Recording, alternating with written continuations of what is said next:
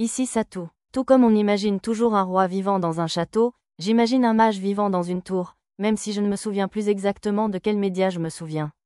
Une tour semble peu pratique, n'est-ce pas? Enfin, nous avons enfin atteint la Terre. Terre, ouh, je vois le Shohor. Dès que nous avons touché terre dans la cité-État de Kalizork, les frères sculpteurs sur bois n'ont pu contenir leur joie. Au centre de la cité se dressait une immense flèche qui devait être la tour de la sagesse, entourée de plusieurs autres tours et bâtiments de 5 ou 6 étages. Cette cité-État semblait exceller en architecture et en ingénierie, ainsi qu'en magie et en éducation qui faisait sa renommée. De nombreux navires et radeaux insolites se trouvaient également dans le port. Revivez, ouf, ça empestait à mourir là-dedans. Je ne savais pas que les navires normaux tanguaient autant. Mia, Arisa et Lulu inspirèrent toutes de grandes bouffées d'air frais. Je les surveillais tout en utilisant le sort « Recherche sur toute la carte » pour recueillir des informations sur la cité-État de Kalizork. Au premier coup d'œil, l'endroit était au moins exempt de détenteurs de compétences uniques, de démons, d'adorateurs de seigneurs démons et autres fauteurs de troubles potentiels. Ah, la mer du port n'est pas si terrible. J'ai entendu dire qu'elle est bien plus agitée en pleine mer. L'un des sculpteurs sur bois nous adressa un sourire radieux et alla saluer le prêtre du temple central de Carrion venu nous chercher. Nous le suivions pour faire de même. Bienvenue à Kalizork. Le temple central de Carrion hébergera tous ceux qui présenteront une œuvre au festival principal. Bien que conjoints et famille partagent les chambres, nous vous demandons de ne commettre aucun péché charnel sous le toit de la sainte déesse Carrion, s'il vous plaît. Étiez-vous vraiment obligé de me regarder en disant cela? Maître, levez les yeux. Il y a des tapis magiques et des pots volants là-haut. Arisa sautillait d'excitation en pointant le ciel. J'avais bien pensé à fabriquer des tapis magiques en jouant aux 1001 nuits, mais je ne m'attendais pas à en voir de vrais. J'étais curieuse de savoir comment ils fonctionnaient exactement. Y aurait-il des sorcières volant sur des balais par hasard? Pas à ma connaissance, mademoiselle. Cependant, je crois qu'il y a au moins une personne qui chevauche un Pégase en bois. Arisa parut déçue par la réponse du prêtre. La cité du vice Sib a été détruite? Soudain, ma compétence, oui fine, déclencha une conversation inquiétante. Si je me souvenais bien, Sib, la cité du vice, était connue pour être un repère de pirates et de criminels où l'on achetait et vendait des biens volés et de la contrebande. Apparemment, ils ont énervé le dragon rouge et il a réduit toute la ville en cendres, même les pirates du port. Bien fait pour eux. Je parie que des voleurs Sib cupides se sont infiltrés dans l'antre du dragon rouge à la recherche d'un trésor. J'ai repensé aux dragons que j'avais rencontrés, comme le dragon noir à cheveux longs et le dragon du ciel. Oui, je les imaginais facilement détruire une ville entière. Ils ont réveillé le dragon rouge pendant sa période de dormance? Pas étonnant que la ville ait été détruite. Espérons juste que ce soit leur problème et pas le nôtre. Ils parlaient comme s'il s'agissait d'une catastrophe lointaine. J'imagine qu'ils n'étaient pas trop inquiets que le dragon rouge réveillé puisse ravager une ville sans rapport. Il y a un problème? Non, pas du tout. Peu m'importait qu'une bande de méchants récolte ce qu'ils avaient semé. Cependant, je tiens à dire une prière pour les innocents qui ont été mêlés à l'incendie. Eh bien, allons au temple. Nous sommes montés dans le chariot et nous sommes dirigés vers le temple central. Les autres sculpteurs sur bois ont tous pris les wagons de marchandises, s'obstinant à vouloir voyager avec leurs pièces. Le port était rempli de dockers, de pêcheurs et autres, mais une fois sortis de la zone, le nombre d'érudits et de mages en robe a explosé. Même si le nombre total de personnes possédant des compétences magiques était encore inférieur à 30% de la population, c'était bien plus que dans tout autre royaume que j'avais vu. Le temple est apparu. Est-ce celui-ci, juste devant la grande tour? Oui, puisque la déesse Carrion est réputée régner sur la sagesse, le maître de la tour nous a aimablement permis de construire notre temple juste devant la tour de la sagesse. Cette tour géante devait donc être la tour de la sagesse. Le prêtre expliqua également que le maître de la tour jouait un rôle similaire à celui d'un roi dans d'autres nations, tandis que les anciens occupaient une position similaire à celle des nobles d'autres contrées. De la glace? Oui, Mia. C'est un temple de glace mystique, je le déclare. Techniquement, le bâtiment n'était pas fait de glace, mais de cristal, renforcé par la magie de la terre et l'alchimie. L'osseau sacré de Carrion sur la façade était le seul élément à utiliser des cristaux vermillons, ce qui créait un effet plutôt élégant. Scintillant? Transparent, monsieur. C'est incroyable qu'ils aient construit un bâtiment en glace. Eh bien, certains ont voyagé à travers la galaxie dans un vaisseau spatial de glace. Il est tout à fait logique qu'il y ait un temple de glace aussi. Arisa fit nonchalamment référence à une légende concernant un héros galactique fondateur d'une nation démocratique. Je savais qu'elle plaisantait, mais les autres enfants semblaient prendre son histoire au sérieux. Je leur ai expliqué qu'il était en cristal. C'est encore plus mystique en hiver, quand la neige s'accumule, nous a dit le prêtre. Ça serait chouette à voir. J'ai décidé d'y retourner en hiver. Il y a énormément de gens en robe ici, pas seulement des prêtres. Arisa fit un signe de tête aux fidèles qui marchaient dans les allées du temple, dont beaucoup semblaient être des érudits ou des mages. J'imagine que beaucoup sont ici pour visiter la bibliothèque du temple. Il y a une bibliothèque dans le temple? Elle est ouverte au public, alors? Non, je crains que ce ne soit pas ouvert à tous, car la bibliothèque du temple abrite de nombreux textes théologiques et historiques précieux. Personnel autorisé uniquement, hein? Les aspects théologiques ne m'intéressaient pas, mais les textes historiques m'intriguaient un peu. Nous avons traversé un étroit passage et sommes entrés dans une spacieuse cathédrale. Il y a quelque chose qui flotte, monsieur. Un livre? Il est entouré d'une lumière vermillon, je constate. Effectivement, un livre doré flottait au-dessus de l'autel, entouré d'une barrière rouge. Sous mon regard, les motifs géométriques formant la barrière se sont modifiés, rendant sans doute l'analyse du sort plus difficile. D'après mon affichage de réalité augmentée, le livre à l'intérieur s'appelait le « Livre de la sagesse », Caricéphale. La reliure était incrustée d'une gemme rouge que je ne connaissais pas, appelée « pierre de source sage », et la couverture était décorée d'oricalques au lieu de feuilles d'or. Alors que nous nous dirigions vers l'autel pour examiner de plus près le livre flottant, quelqu'un a interpellé le prêtre qui nous accompagnait. « Avons-nous des visiteurs, prêtre Temuto ?» C'était une prêtresse aux yeux de renard. Je me doutais qu'elle serait magnifique en tenue d'institutrice. Oui, voici quelques-uns des artisans qui ont créé des statues pour le festival. Je vois. Que la déesse Carione vous bénisse, artisan. La prêtresse prononça une brève bénédiction et partit. C'était la grande prêtresse Maïa. C'est une prêtresse de l'oracle, qui entend la voix de la déesse plus clairement que quiconque au temple central de Carione. Tout en écoutant les explications du prêtre, je contemplais le livre de la sagesse et la mythologie représentée sur le mur derrière. C'était une histoire similaire au livre d'images sur les dieux que j'avais lu un jour à Pochi. À mi-chemin, elle se concentra sur l'histoire de l'Empire Flux, puis sur la fondation de la cité-État de Calizorque. Pink, je dirais qu'il est plus vermillon que rose, tu ne trouves pas? Tama et Lisa observaient des statues sculptées dans du sel gemme rougeâtre, placées au centre de la représentation. De toute évidence, Tama les trouvait roses. Outre les personnages, il y avait aussi des figurines de bêtes et de monstres. Il y a quelque chose d'écrit sur le piédestal. C'est écrit, sur la transition de la créature vivante à l'être immortel, et la répudiation de son irréversibilité. On dirait le titre d'une thèse. Chacune des statues de sel rouge porte l'inscription des sujets et des domaines de recherche des érudits qui les ont offertes. Intrigué, je les examinai une à une. Plusieurs me parurent fascinantes, notamment, changements et différences entre la magie primitive et la sorcellerie moderne, les niveaux et les compétences n'existaient-ils pas à la création du monde, et, sur la relation entre la sorcellerie moderne et le dieu maléfique. Cependant, ils ne purent inclure l'intégralité des thèses dans l'espace limité des piédestaux, seulement un aperçu de chaque sujet. Le reste est-il écrit quelque part? Tout est rassemblé dans la bibliothèque du temple. Je crois qu'ils sont également conservés dans la grande bibliothèque de la Tour de la Sagesse, mais les seuls autres exemplaires susceptibles d'exister se trouvent dans les collections personnelles de leurs auteurs. Lorsque je leur ai posé la question, le prêtre m'a répondu que seuls les évêques ou des personnes de rang supérieur étaient habilités à autoriser l'accès à la bibliothèque du temple. Après avoir fait un don plutôt généreux au temple, le prêtre nous a conduits à notre logement. On nous a attribué une chambre spacieuse et bien meublée, peut-être grâce à ce don. Comme il restait encore 2 jours avant le festival, pourquoi ne pas faire un peu de tourisme et tenter de visiter la Tour de la Sagesse? Elle a l'air encore plus grande vue d'en bas, hein? Grossière, œil de faucon, monsieur. Pochi ne savait absolument pas ce qu'était Hokkaido. Arisa avait dû le lui apprendre comme une formule magique. Elle n'est pas aussi grande que la Skytree, bien sûr, mais elle paraît plus haute que la tour de Tokyo, tu ne trouves pas? Elle est en fait un peu plus petite. Mais plus haute que la tour Eiffel, je crois? J'ai communiqué à Arisa les informations de mon écran de réalité augmentée. Bien que sa hauteur fût de cet ordre, la tour de la sagesse était plus large qu'une tour radio, ce qui la faisait paraître encore plus imposante. En tout cas, je n'avais jamais vu un bâtiment de cette taille en dehors des structures architecturales des elfes. L'espace autour de la tour était aménagé comme un parc, où chacun pouvait se promener ou faire une pause. Il y a beaucoup de gens en robe. Oui, ils ont tous l'air d'avoir des discussions très animées. J'ai vu des gens se disputer avec véhémence, et quelques personnes âgées donner des cours à des étudiants tout en dessinant des figures et des formules au sol. Tiens, faux, par Jupiter, elle a raison. Il y a une erreur dans ce cercle magique. Remarquable, jeune fille. On rumine ce problème depuis 3 mois, et vous l'avez résolu en quelques secondes. Je me suis retournée en entendant des cris et j'ai vu que Mia avait passé la tête dans un groupe d'élèves qui dessinaient des cercles magiques au sol.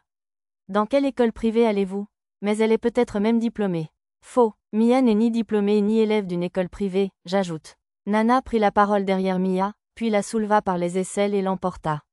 Impoli. Vous ne devez pas vous promener seule, je vous le déclare. Mia forma un X devant son visage pour protester contre le fait d'être traitée comme une enfant. Nana resta impassible. Nous nous dirigeâmes vers l'entrée de la tour, ignorant la conversation derrière nous. Est-ce une étudiante d'échange? Et si elle était professeure invitée à la tour? Je suivrai son cours. Maître, il y a des gardiens. À une 50aine de mètres de la tour se trouvaient des douves, des murs et une lourde porte. De chaque côté se tenaient des gardes lourdement armés, tous deux des guerriers d'élite de niveau 30. Bonjour, bonjour, petite demoiselle venue d'un pays étranger. Monsieur, avez-vous des affaires à la tour de la sagesse? La première réponse du garde était adressée à Arisa, tandis que la seconde s'adressait à moi. Nous aimerions parcourir les livres de la grande bibliothèque. Une autorisation spéciale est-elle nécessaire? Mon objectif principal était de trouver des pistes pour ramener le peuple chimère du royaume de Cuvork à la normale, même si je voulais aussi escalader la tour et admirer la vue. Je crains que ce ne soit pas possible. Seuls ceux qui ont la permission des anciens ou des étudiants d'écoles prestigieuses sont autorisés à entrer. De plus, cette tour est pour nous l'équivalent d'un château royal. Je ne peux laisser entrer personne sans autorisation. Un château royal, hein? Dans ce cas, eh bien, veuillez transmettre ceci à votre supérieur, si vous le permettez. C'est une lettre de recommandation de son Excellence le Premier ministre du royaume de Shiga. Le royaume de Shiga? Ça semble trop compliqué pour être une farce. Bon, je vais m'assurer que cela tombe entre de bonnes mains. Malgré son air dubitatif, le garde semblait vouloir la transmettre correctement. Je lui ai dit que nous logions au temple central de Carrion, et nous avons quitté les lieux. Comment avez-vous obtenu cette lettre de recommandation, maître? Lorsque j'ai été nommé vice-ministre du tourisme, on m'a donné des lettres officielles pour tous les grands pays que nous pourrions visiter. Bien sûr, elles ne couvraient pas tous les pays. Les seules que j'avais pour la partie occidentale du continent étaient adressées à des pays ayant des temples centraux ou des relations diplomatiques avec le royaume de Shiga. Je n'avais même pas de lettres pour le royaume de l'Odolork, où nous avions séjourné auparavant. J'adore le nombre de librairies ici. En visitant la ville, nous avons constaté qu'il y avait beaucoup plus de librairies et de bibliothèques que dans la plupart des autres villes. Plein de livres d'images, monsieur. Oui, oh oui. Pochi et Tama berçaient délicatement leurs nouveaux livres. Vous avez vraiment fait le plein cette fois. D'habitude, ils réduisaient leur sélection à 1 ou 2 chacun. Cette fois, ils en avaient acheté 5 ou 6. Arisa a dit que lire à voix haute était bon pour les pieds, monsieur.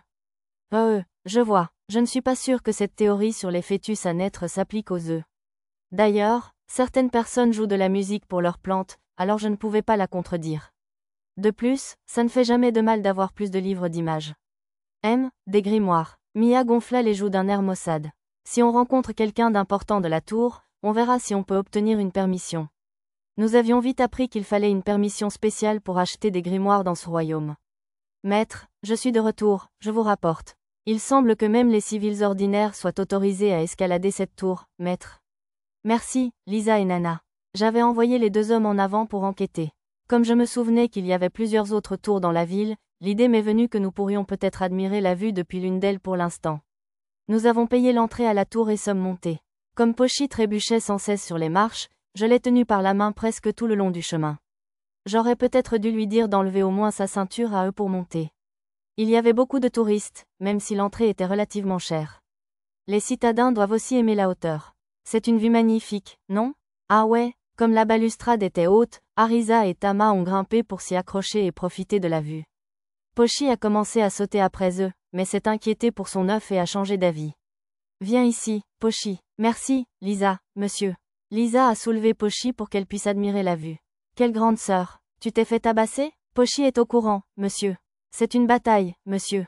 Y a-t-il vraiment eu une bataille ici aussi? Ne vous inquiétez pas, c'était il y a plus de 6 mois. Un érudit en robe rassura Lulu, anxieux. La ville de Kalizork abrite de nombreux mages et golems, ainsi que le grand maître de la tour. Même si les sauvages du nord s'en prennent à notre port, nous pouvons les chasser facilement. Nous sommes parfaitement protégés. Exactement. L'artillerie de ces barbares ne peut même pas roussir nos murs extérieurs. Le pire qu'ils puissent faire, c'est brûler les champs et les vergers à l'extérieur de la ville. C'est une question de vie ou de mort pour ceux qui vivent hors de nos murs, imbéciles. N'en parlez pas si légèrement. Je suis désolé, professeur. L'érudit réprimanda l'étudiant pour son ton si désinvolte. En général, les maîtres des sources, les sorcières et les mages des petites tours repoussent les sauvages, mais cette fois, les attaquants ont contourné leur territoire et ont envahi jusqu'ici. Même les sauvages peuvent apprendre leur leçon, semble-t-il. L'érudit expliqua que les puissants sorciers et mages construisaient des tours au-dessus de petites sources, comme des bassins spirituels ou des bassins monstres, pour se défendre contre les envahisseurs extérieurs. Peut-être était-il comme la vieille sorcière de la forêt des illusions qui bordait le comté de Kuanu, dans le royaume de Shiga. Je remerciais l'érudit pour ces informations intéressantes. Après avoir profité un moment de la vue, nous descendîmes de la tour pour découvrir d'autres sites touristiques. Des bonbons. Miam, nous grignotâmes tous des bonbons au malt achetés chez un confiseur. Ici, à Kalizork, de nombreux vendeurs vendaient ce genre de choses dans des seaux ou des boîtes. Il y a beaucoup de bonbons dans ce royaume, n'est-ce pas? Oui, Lulu. La galette qu'on a mangée tout à l'heure était délicieuse aussi, je vous assure. Peut-être que se servir de ces méninges donne vraiment envie de sucre? C'est possible. Quand je travaillais comme programmeur, je faisais toujours le plein de sucreries comme le chocolat et les bonbons. Arisa et moi avons hoché la tête d'un air entendu. Bien sûr, il fallait faire attention, car trop de sucre pouvait être fatal pour le physique. Quelle est cette odeur? Quoi de neuf, maître? Sniff, sniff, ça sent le cob-fait, monsieur. Vous avez compris, il y avait un endroit qui ressemblait à un café pas loin. J'ai décidé d'y jeter un œil. Même si c'était un peu différent des cafés japonais, c'était quand même un endroit où l'on pouvait manger un encas léger et savourer une boisson chaude. Il semblait aussi proposer de la nourriture, alors nous y sommes allés déjeuner. Il y avait de nombreuses variétés de café au menu. Moka, Bullman, Kilimanjaro, autant de régions productrices de café réputées de l'Empire Saga. Je prendrai une tasse de Merica, s'il vous plaît, et le plat que vous me conseillez. J'ai décidé de commander le mélange que je ne connaissais pas. Les filles semblaient trouver le café trop amer. Elles ont toutes commandé du thé bleu vert ou une tisane avec leur menu. On prendra aussi une tournée d'igname queue d'écureuil au miel pour la table. Et un squishy, s'il vous plaît, je suis curieuse. Arisa a osé demander un dessert mystère du menu. Très bien, voici vos ignames queue d'écureuil au miel. Le squishy prendra un peu plus de temps. La serveuse a déposé un grand plateau à notre table et est partie. On dirait des patates douces confites. Comme elles étaient coupées en dés, nous les avons toutes goûtées. C'est un peu comme une patate douce, juste un peu sec, a remarqué Arisa. Je pense que la douceur vient du miel sur le dessus. L'igname elle-même n'est pas sucrée toute seule. Véritable chef dans l'âme, Lulu a analysé le goût des ignames. Le squishy est arrivé un peu après le reste des plats et des boissons. C'est de l'agar-agar, peut-être? Oh, c'est vraiment moelleux et fondant. C'est plus moelleux que le warabi mochi. Comme Arisa semblait apprécier le squishy, j'en ai goûté un aussi. Tiens, ça me rappelle le tapioca. J'ai posé la question à la serveuse, et elle m'a expliqué que le squishy était fait avec l'amidon de l'igname queue d'écureuil. Elle m'a montré une igname queue d'écureuil crue à ma demande. Cela ne ressemblait en rien au manioc, mais je pourrais peut-être en faire des perles de tapioca. Il me faudrait acheter beaucoup d'igname queue d'écureuil avant de quitter Kalizork, au cas où. Peut-être qu'il y aura aussi un boom du thé aux perles dans ce monde, plaisanta Arisa. Ça avait l'air amusant. S'il était possible de cultiver des ignames queue d'écureuil dans le royaume de Shiga, les cafés de la compagnie Eshigoya pourraient bien avoir un nouveau plat à la mode. Waouh, il y a encore plus de poupées ici qu'au royaume de l'Odolork. De retour au temple central de Carrion, nous avons jeté un coup d'œil à la salle où les statues et sculptures avaient été apportées. Il y en avait plus d'une centaine au total. Outre les sculptures en bois, beaucoup étaient en pierre ou en plâtre. Certaines semblaient même avoir des fonctions mécaniques, comme des poupées vivantes.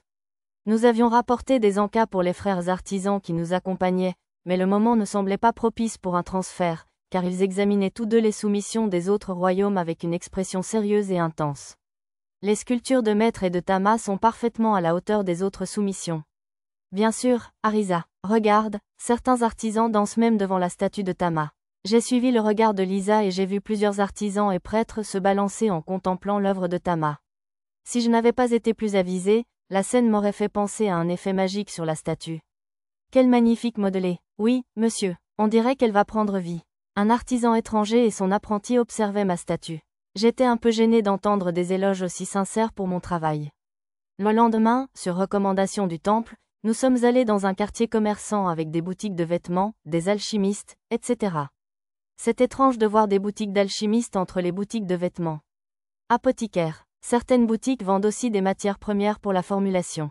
Nous avons grignoté des bonbons achetés aux vendeurs ambulants en faisant du lèche-vitrine. Miaou, Tama dressa l'oreille et scruta les alentours. Qu'est-ce qui ne va pas? Au moment où je posais la question à Tama, j'entendis des cris de colère au loin. Quoi, tu dis que tu n'as pas d'argent? Ah oui, tu auras beau me le demander, la réponse sera la même. Tu t'abstiendras de poser des questions inutiles. Un vendeur de bonbons musclé discutait avec une jolie jeune fille du même âge que Lulu. Elle essayait de dîner et de filer? Arisa, on a déjà vu cette fille quelque part? Demanda Lulu. Maintenant que tu le dis, j'ai l'impression de la reconnaître un peu. C'est peut-être juste parce qu'elle te ressemble de dos, sauf avec les cheveux blancs? Je ne pouvais qu'approuver Lulu et Arisa. La fille me semblait étrangement familière. Poupée? Oui, Mia. Elle a des traits parfaits comme une poupée, j'en conviens. Non, Mia secoua la tête. De Satou. Ma poupée? J'inclinai la tête et fixai la fille un instant. Puis je compris ce que Mia essayait de dire. Elle ressemblait trait pour trait à la statue en bois que j'avais créée. Curieux de connaître son identité, je l'observais de plus près jusqu'à ce que plus d'informations apparaissent à côté d'elle sur l'écran de Mara. J'ai failli m'étouffer en voyant. Parce que tout ce qui était écrit était inconnu. Toutes les informations concernant la fille étaient affichées comme inconnues. Je ne pouvais pas l'analyser.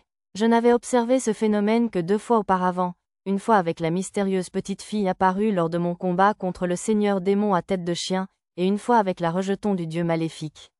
À bien y penser, lorsque Tête de Chien appelait la fille « Parion », elle ne confirmait ni ne nie.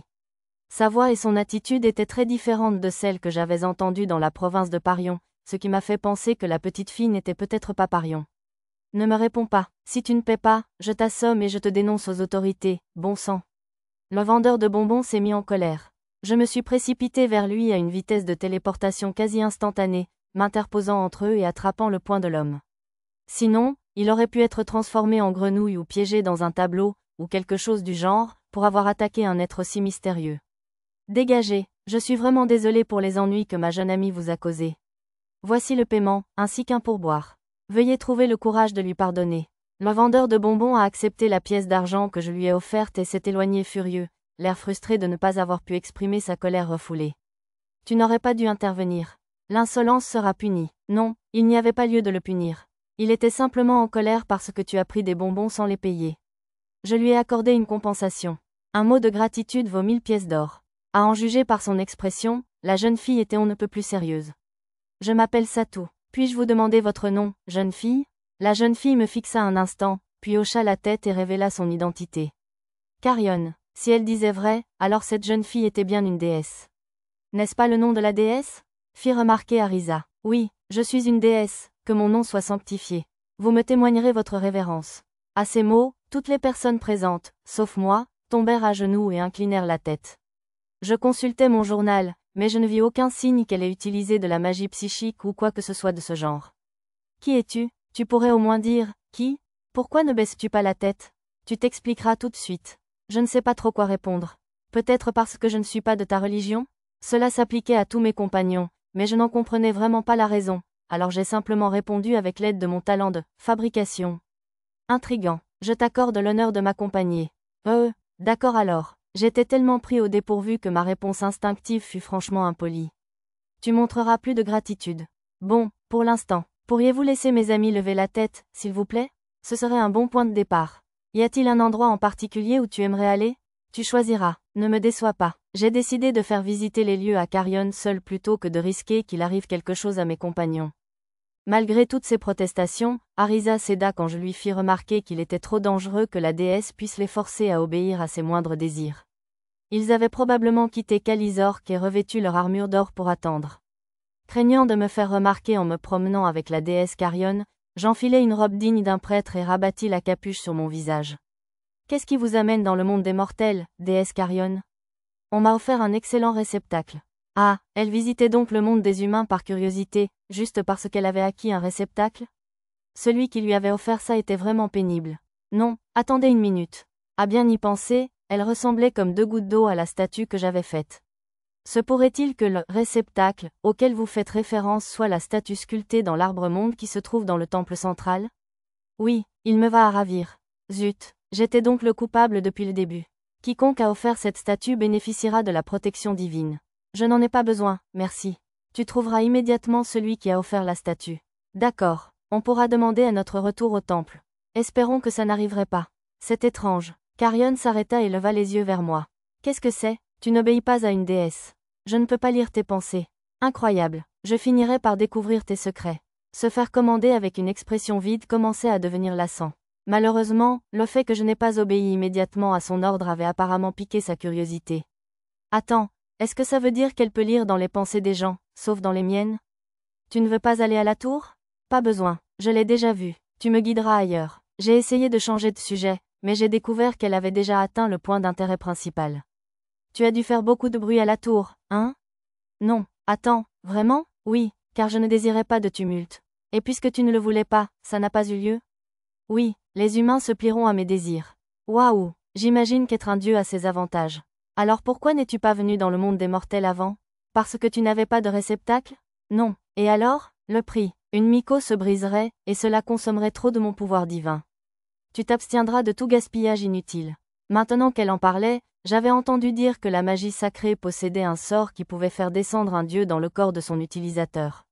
Est-ce vraiment si coûteux? Carion s'arrêta et me fixa de nouveau. Tu as beaucoup de questions. Tu t'abstiendras de toute indiscrétion. Je ne voulais pas la mettre en colère, alors j'ai arrêté de lui poser des questions et me suis concentré sur sa visite. Si possible, j'apprécierais que tu m'appelles Satou au lieu de simplement tu. Qu'est-ce que c'est? Carion ignora ma requête et désigna quelque chose au loin. Un moulin à vent. On dirait qu'il sert à moudre de la farine. Et ça, une cafétéria. C'est un endroit où l'on mange. On dirait qu'il est fermé pour le moment. Je vois. Et là-bas, la déesse me bombardait de questions, comme si tout ce qu'elle voyait était nouveau pour elle. Comment ça se passe, maître? Elle a l'air de bien s'amuser. Oui, le contenu informatif du monde des mortels est négligeable. Leur vitesse de pensée est bien trop lente. Cependant, c'est étrangement amusant de découvrir un monde aussi inefficace. Alors que je rapportais la situation à Arisa, Carion se joignit nonchalamment à la conversation télépathique privée. Ravi de l'entendre. Ce n'est jamais une mauvaise chose de s'amuser. Oui, les plaisirs d'un corps physique sont mystérieux. Très fascinant, en effet. J'imagine que les dieux n'ont pas de corps physique dans le monde divin. Tu veux aller manger quelque chose de bon, alors? Oui, le concept de goût m'intrigue. Tu me feras découvrir les plus belles gourmandises. Et alors? J'ai repéré un vendeur ambulant dans la rue et je me suis dirigé vers lui. Qu'est-ce que c'est? Elle vend des bonbons durs. Je vais les manger. La déesse s'avança vers elle d'un pas nonchalant. J'arrivai vite la première et payai le bonbon avant de le tendre à Carion. C'est sucré, beaucoup plus dur que le bonbon maltais. Et ça, ce sont des galettes. Il y en a deux sortes, les sucrés et les salés fourrés au fromage. Je vais les manger toutes les deux. Carion me fourra son bonbon à moitié mangé dans la main et se dirigea vers le stand de galettes.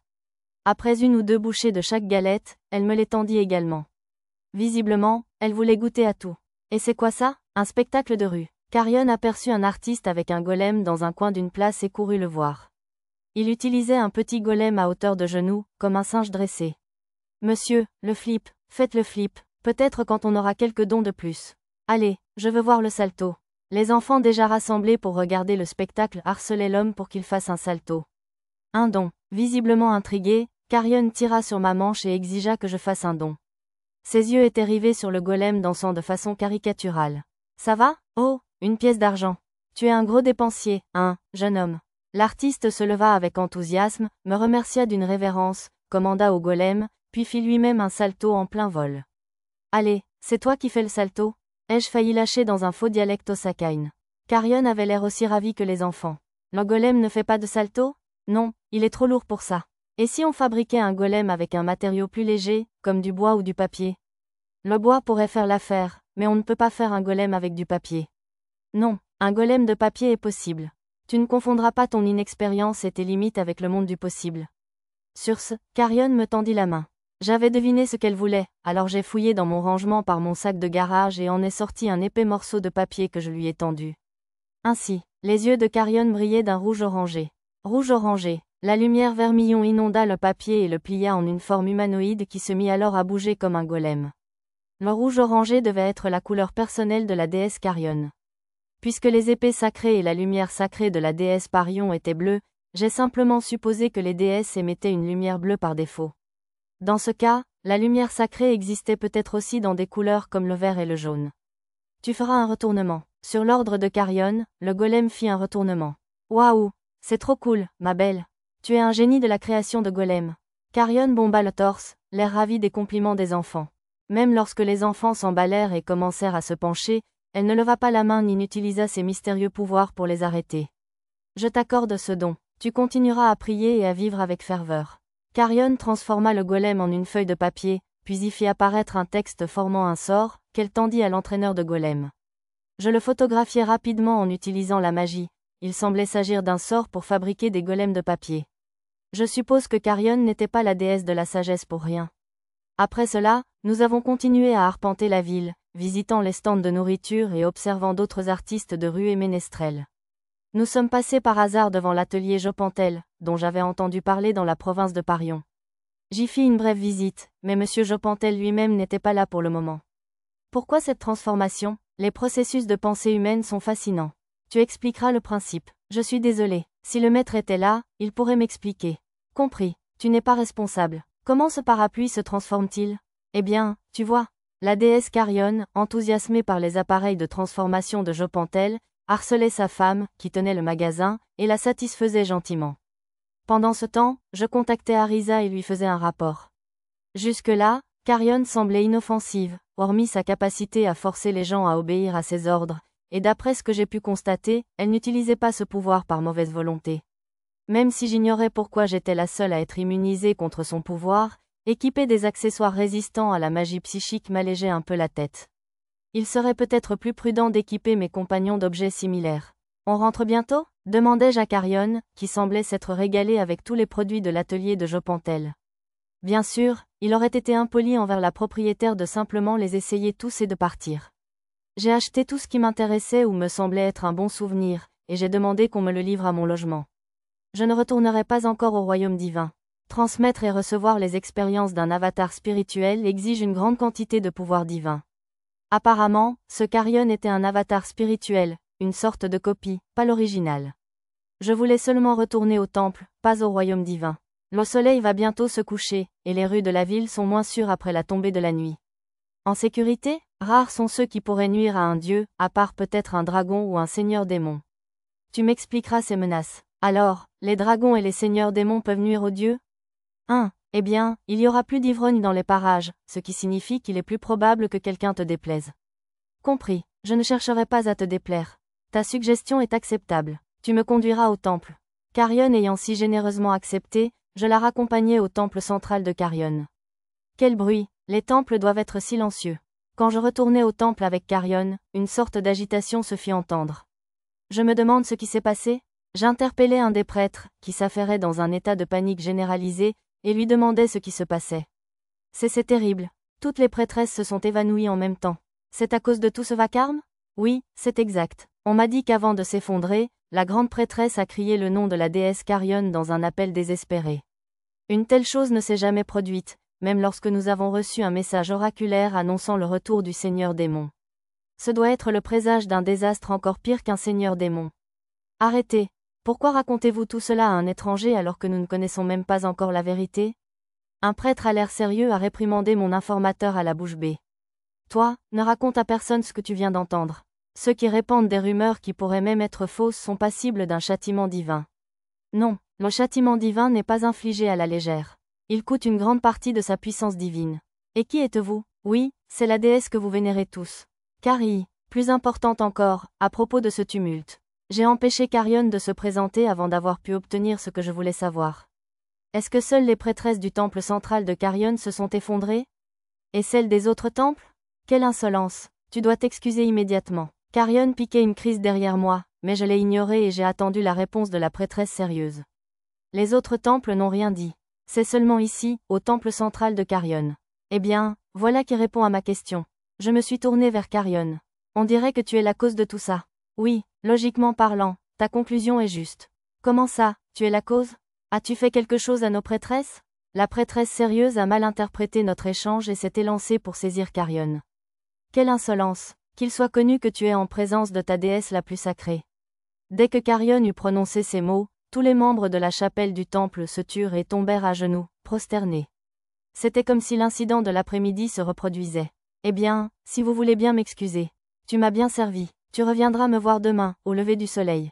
Malgré mes efforts pour laisser le reste au prêtre et me faire discret, j'étais apparemment censé revenir lui faire visiter la ville le lendemain. Ça me convenait, je suppose. Ce n'était pas si difficile, et j'en ai appris davantage sur le royaume divin.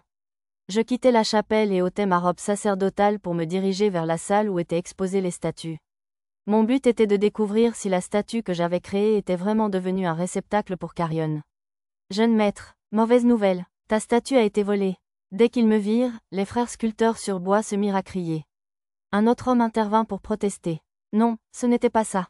Je te le dis, elle a soudain brillé d'une lumière rouge et s'est transformée en personne. Waouh, il y avait même un témoin.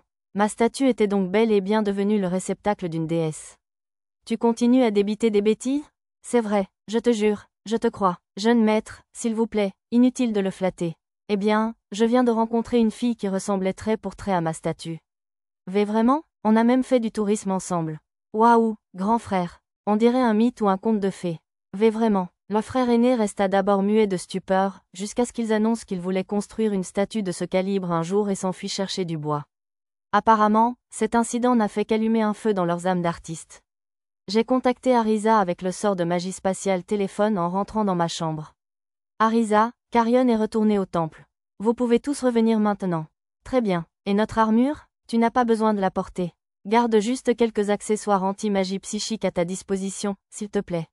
D'accord. Après l'après-midi passé à visiter les lieux, mes craintes que la déesse Carrion ne s'en prenne à mes amis semblaient infondées. Un peu de protection contre ces ordres divins suffirait probablement.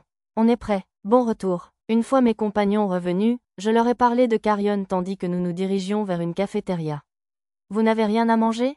Laissez-nous un peu de temps. Tous les cuisiniers ont été appelés dans la salle principale. Nous n'avons que de la soupe et du pain, alors vous pouvez manger ça en attendant.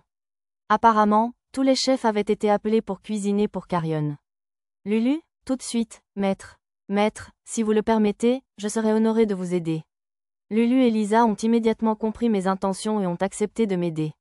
Nous serions ravis de vous aider. Pourriez-vous nous dire quel est le menu de ce soir? Oh, merci beaucoup. Du moment que vous pouvez le préparer avec le poisson et les légumes que nous avons ici, tout est bon. Nous ne savons rien faire de plus compliqué qu'éplucher et cuire des pommes de terre. Comme la jeune fille nous avait rapidement laissé toute responsabilité, nous avons choisi des plats faciles à préparer en grande quantité, nous nous sommes répartis le travail et nous nous sommes mis à cuisiner. Tama va nous aider aussi? Pochi peut nous aider aussi, monsieur. Pochi, Tama et Mia ont tous participé à l'épluchage des pommes de terre, tandis que Nana aidait en écumant le ragoût. Bouh! Quand Arisa a réalisé qu'elle était la seule à ne pas pouvoir aider, elle s'est recroquevillée sur une chaise pour bouder, seule. Chacun a ses forces et ses faiblesses, vous savez? J'ai décidé de lui demander de nous aider à goûter plus tard. Maître, que faire de ces pommes de terre? Bonne question. Il y avait des tonnes de ces mêmes ignames que d'écureuils, semblables à du manioc, ici. Je les ai préparées de différentes façons. Frites, une adaptation d'un plat que j'avais apprécié en me promenant et en grignotant avec Carrion, une variante d'un plat que j'avais appris dans la province de Parion, etc. On mange vraiment bien aujourd'hui. Y a-t-il un autre chef que d'habitude? Ça ne me dérangerait pas d'en manger tous les jours. Les plats finis semblaient bien accueillis. Soulagée, je me suis concentrée sur la production en série, jusqu'à ce que... Déesse Carrion, veuillez patienter. C'est la cafétéria des gens ordinaires. Non, je sens de délicieuses bouchées ici. Ah! Le regard de Carrion s'est croisé. L'instant d'après, elle est apparue juste devant moi, comme si quelques images s'étaient effondrées. Tu m'offriras les bouchées immédiatement. Je n'ai que la même nourriture que celle que nous servons à tout le monde. Ça te va? Oui, de délicieuses bouchées. Vite. J'ai sorti une assiette un peu plus jolie du rangement via le sac de garage et j'y ai empilé de la nourriture. Les prêtres avaient déjà transformé un coin de la cafétéria en luxueux siège VIP, alors j'y ai apporté l'assiette. Tiens, délicieuse. Carrion porta la cuillère à sa bouche sans attendre que j'aie fini de parler. Par la présente, je te nomme chef de la déesse. Lorsque Carrion parla, des notifications apparurent dans mon journal. Plus grand que Titraki, divine chef de cuisine, Titraki. Chef personnel de Carrion attendez, je n'ai pas besoin de ces titres qui semblent tout droit sortis d'un manga culinaire. En y regardant de plus près, je réalisais qu'avant divine chef de cuisine, j'avais aussi acquis des titres liés à la sculpture comme divine sculptrice et sculptrice de statues sacrées, sans même m'en rendre compte. Bon, je vais faire comme si je n'avais rien vu. Merci, mais je dois respectueusement décliner. Dès que j'eus dit cela, les prêtres et prêtresses autour de moi se mirent à s'exclamer « Insolence » et « Sacrilège », jusqu'à ce que Carrion les réduise au silence d'un regard. Pourquoi? Tu présenteras tes raisons. Je ne mérite pas un tel honneur. De plus, je ne suis pas un adepte de la foi Carrion. Incroyable. Les yeux de Carrion s'écarquillèrent de surprise. Puis elle fronça les sourcils, comme si elle avait remarqué quelque chose. Tu sens Parion. Et autre chose encore. Elle marqua une pause, pencha la tête et murmura « Un adultère ?» Du coin de l'œil, je vis Mia et Arisa hocher gravement la tête. Mais j'ai toujours été entièrement dévouée à Miss Haas. S'il vous plaît, mangez avant que ça refroidisse. Je changeai de sujet et désignai le plat de Carrion. Savoureux. L'éclat du miel ouvre l'appétit et enveloppe le poulet savoureux de douceur. Ce sera servi lors des banquets officiels dorénavant. Carrion vanta le plat comme une journaliste d'une émission gastronomique tout en mangeant. Malgré tous les encas que nous avions mangés cet après-midi-là, son appétit semblait sans limite. Peut-être que l'estomac d'une déesse est sans fond. Savoureux. Apportez le plat suivant. La déesse Carrion vous a donné un ordre, chef. Préparez le plat suivant immédiatement. Maïa, la grande prêtresse aux yeux de renard, exigea un autre plat. J'ai apporté tous les plats que nous pouvons fournir. Non, je sens encore des saveurs inconnues. Tu serviras le plat suivant. Carrion se téléporta des sièges VIP directement dans la cuisine. Des saveurs inconnues? J'observais la cuisine avec incertitude. Pochi a pris un steak de Hambourg, Tama un plat de crevettes géantes Lizork mijotées aux tomates, et Mia un steak aux champignons Lizork. J'avais oublié que je leur préparais chacun leur repas. Vous pouvez goûter un peu du monsieur Hambourg de Pochi, monsieur. C'est vraiment délicieux. Pochi tendit son assiette et Carrion en prit une bouchée sans même s'asseoir. La grande prêtresse Maïa sembla sur le point de s'évanouir à cette vue et cria qu'on apporte une table et une chaise pour la déesse. Incroyable, tellement tendre. La viande savoureuse fond dans la bouche et se mêle à la douceur de l'oignon pour créer un morceau savoureux et inconnu. C'est un plat de viande révolutionnaire. Pochi sourit joyeusement au compliment de Carrion. Cependant, son sourire se transforma en surprise en voyant la vitesse à laquelle son steak de Hambourg disparaissait. Vous pouvez aussi goûter les crevettes de Tama? Remarquant la détresse de Pochi, Tama proposa son propre plat. C'est plutôt dur. La carapace de la crevette arrêta le couteau de la déesse. Permettez-moi de vous la décortiquer. Pas besoin. Carapace, tu vas la retirer. Carrion fit signe à la grande prêtresse de s'éloigner. Elle tapota doucement la carapace du dos de son couteau, et elle se détacha aussitôt de la crevette. Waouh! Les yeux de Tama s'écarquillèrent de surprise. Délicieux. Cette sauce rouge donne aux crevettes plus de profondeur et une légère acidité qui rehausse l'arrière-goût. La déesse Carrion sourit de satisfaction en mâchant la crevette exposée. Tu en veux? Qu'est-ce qui amène une elfe ici? Dis-moi. Tu es liée à l'Arbre-Monde, non? Elle voyage à travers le monde pour approfondir ses connaissances. La haute elfe responsable de l'Arbre-Monde lui a donné son autorisation. Lorsque Mia tendit son plat de champignons, Carrion la regarda avec suspicion, ce qui la fit reculer. J'intervins et lui expliquai la situation. Compris. Si tu as la permission de ton responsable, alors tout va bien. J'accepte ton offrande de savoureux morceaux. Carrion fit signe à Mia et coupa un morceau de son steak de champignons, le portant à ses lèvres. Délicieux. C'est simple, mais le beurre, le sel et le poivre rehaussent amplement les saveurs du champignon. Le chef recevra mes félicitations, plus grand que Titraki. Fidèle à Carrion, je ne sais pas ce que je pense de recevoir la faveur d'une déesse juste pour ça. Pochi, Tama et Mia partageant leur repas avec la déesse semblaient la rendre moins intimidante aux yeux des autres. Nana, Arisa et les autres la laissaient également goûter à leur plat. Carrion et la grande prêtresse Maïa m'ont demandé de préparer d'autres plats, alors j'ai accepté de fournir mes propres ingrédients et de cuisiner en échange de la permission de visiter la bibliothèque du temple. Miam, miam, c'est vraiment délicieux aussi, monsieur. D'accord, encore une saveur unique et savoureuse. Pour une raison inconnue, Tama et Pochi mangeaient avec Carrion. Puisque la déesse leur avait donné la permission, Maïa et les autres prêtresses ne purent protester. L'unadon est encore plus délicieux si vous ajoutez cette poudre, je vous le déclare. J'ai la langue qui picote. Je crois que tu en as mis trop. Je vais en retirer un peu. Sur la suggestion de Nana, Carrion empila du wasabi sur son donburi d'anguille, puis grimaça. Lulu, qui apportait le plat suivant, retira l'excédent de wasabi du bol de riz et le versa dans un plat plus petit. La grande prêtresse parut incroyablement déçue d'avoir laissé passer sa chance. C'est un ragoût de tendon de mouton. Goûte-le, s'il te plaît, c'est délicieux en bouche.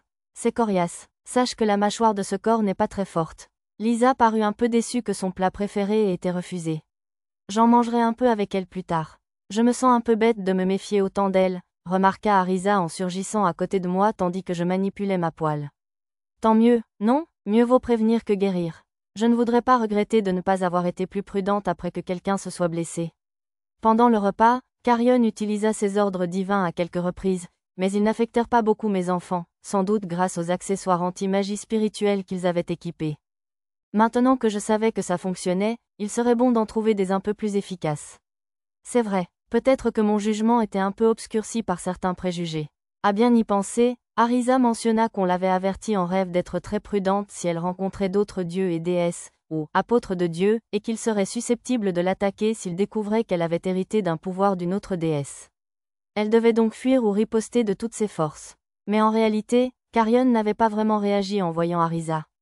Et même si Arisa cachait ses cheveux violets, preuve qu'elle était une réincarnation, sous une perruque blonde, cela n'aurait sûrement pas pu tromper une déesse capable de lire dans les pensées. D'ailleurs, Arisa était avec moi lorsque la déesse Parion m'a remercié. D'après ces exemples, peut-être que la personne apparue à Arisa en rêve était celle dont il fallait se méfier le plus. Déesse Carrion. Je me suis retournée en entendant le cri de Maïa et j'ai vu Carrion affaler sur la table. Oh, peut-être avais-je utilisé des ingrédients qui ne lui convenaient pas? Ta peur est inutile. Porte ce corps au sanctuaire, ordonna Carrion à la grande prêtresse d'un ton dédaigneux. Je vais dormir 3 cycles de rotation pour optimiser. Sachez que vos pieuses prières accéléreront le processus d'optimisation. Carrion, luttant pour rester éveillée, parvint à terminer sa phrase avant de s'endormir complètement.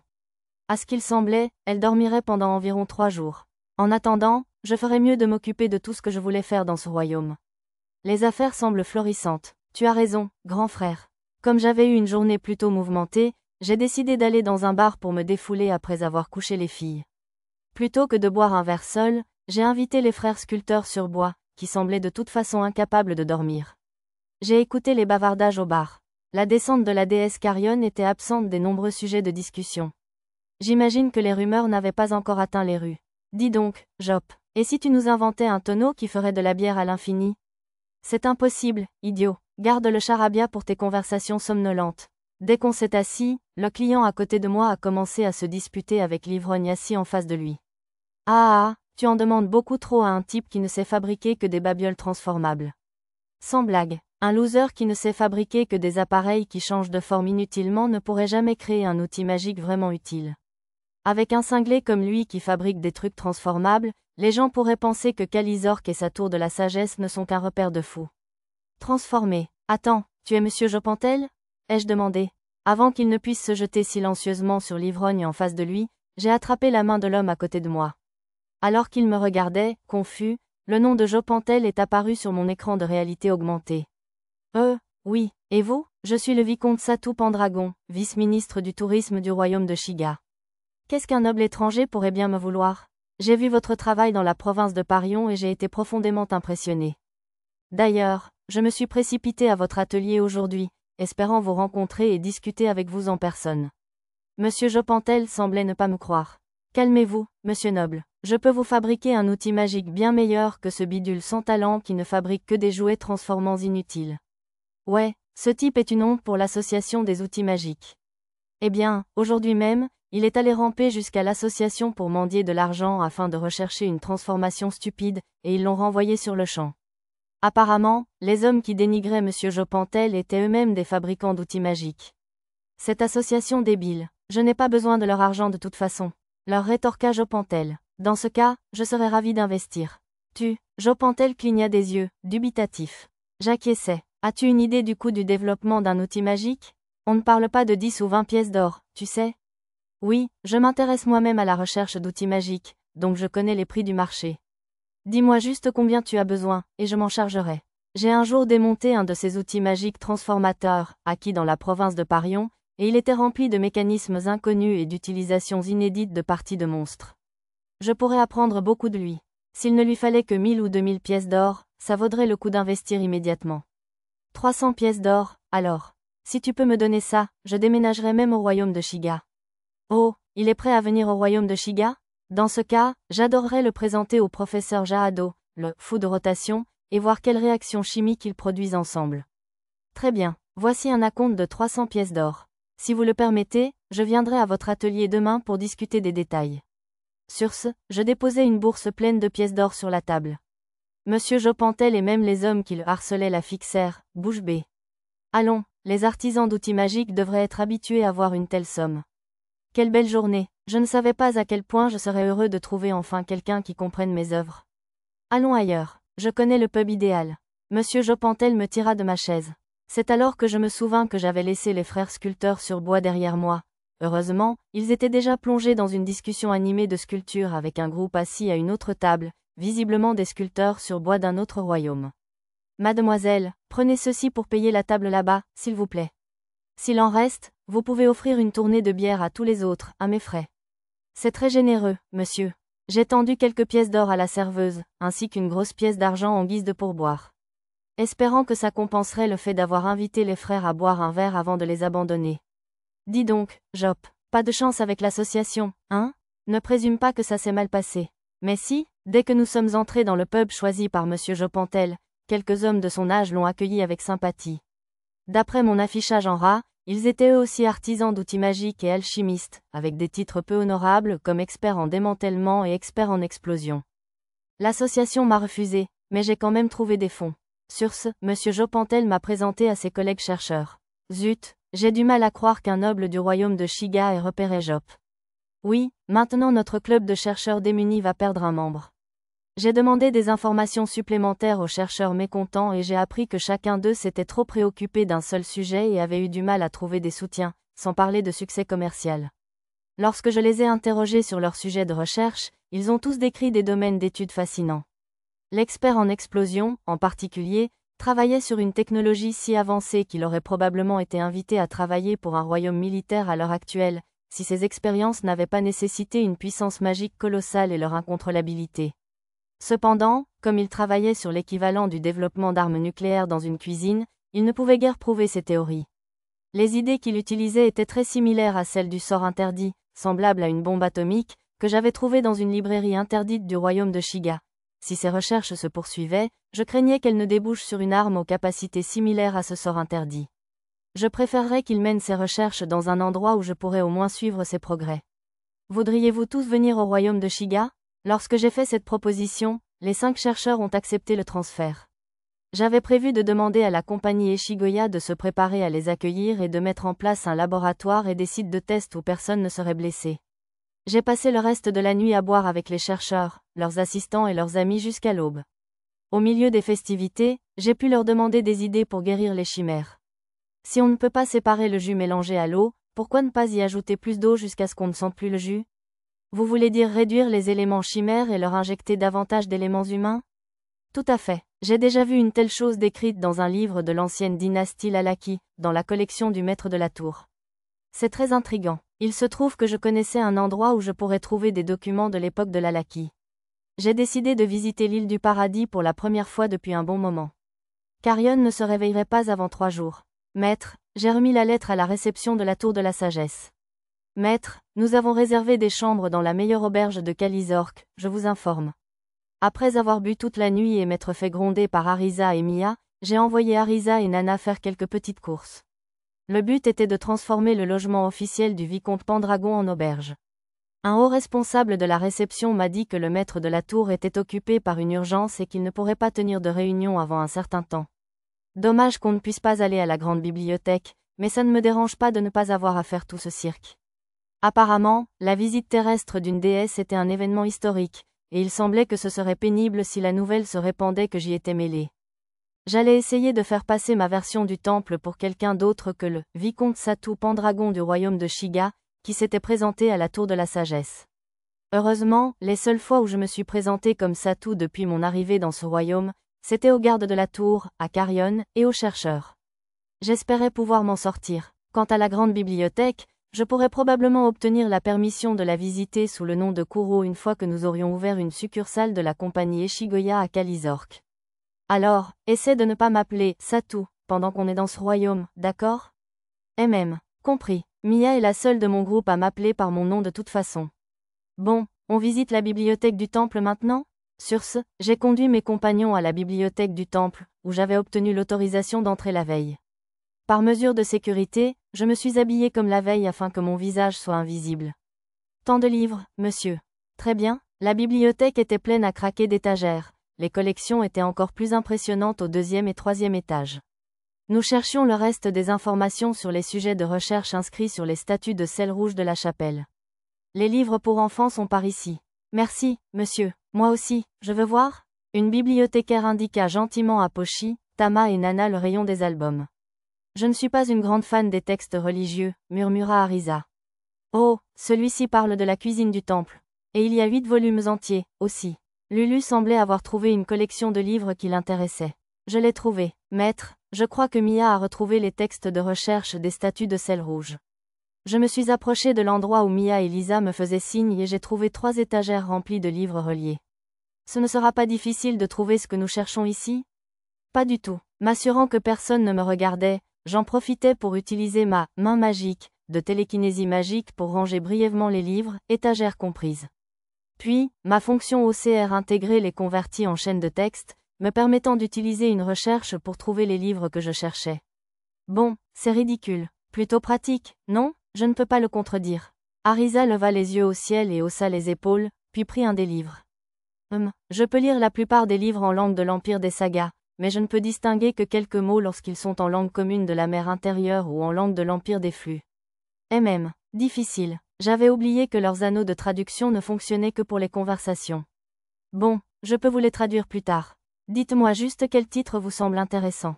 Je commençais à leur lire les titres. Puis, j'utilisais le sort d'enregistreur d'images pour photographier les livres qu'ils demandaient, ainsi que ceux qui m'intriguaient, et je leur communiquais rapidement le contenu des plans. Beaucoup d'entre elles sont peu étayées par des preuves. Décevant. Arisa et Mia semblaient déçues qu'aucune des théories ne semble offrir d'indices vers de nouveaux sorts comme elles l'espéraient.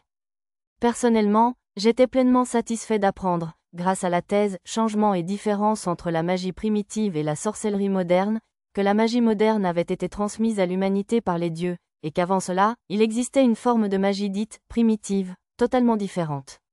En revanche, la thèse sur la relation entre la sorcellerie moderne et le dieu maléfique, qui suggérait que cette magie moderne avait été apportée non par les 7 déesses, mais par le dieu maléfique, était un peu forcée.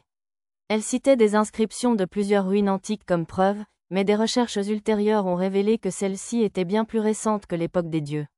La thèse d'un autre jeune chercheur, les niveaux et les compétences n'existaient-ils pas à la création du monde, suggérait que les mystérieux pouvoirs en question n'existaient pas à l'origine de ce monde. Ils auraient plutôt été créés ultérieurement par les dieux, ou peut-être même par le dieu maléfique. Cette affirmation reposait sur le fait que le seul dieu apparu après la genèse du monde était le dieu maléfique. Oh, et celui-ci, il est écrit, la magie des dieux liée au châtiment céleste. Burke, ce n'est pas juste un autre mythe religieux inventé? Non, apparemment, le châtiment céleste existe. Bien que le terme soit légèrement différent, Carrion mentionna que le châtiment divin coûtait une grande quantité de pouvoir divin. Mukuro en mentionna également un élément dans la strate inférieure du labyrinthe de Célivra. Alors, à quoi ça sert?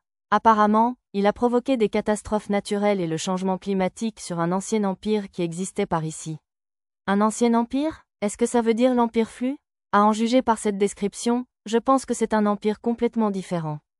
Puisque cela correspond à ce que Mukuro m'avait dit auparavant, ce devait être l'empire qu'il avait bâti il y a longtemps. Cela donne aussi l'exemple d'une petite cité-État qui a commis un tabou et a été transformée en colonne de sel, habitants, bâtiments et tout. Apparemment, les vestiges de la cité transformée en sel ont été découverts sous des sédiments. Je me demande quel changement chimique a pu causer cela, pas vous?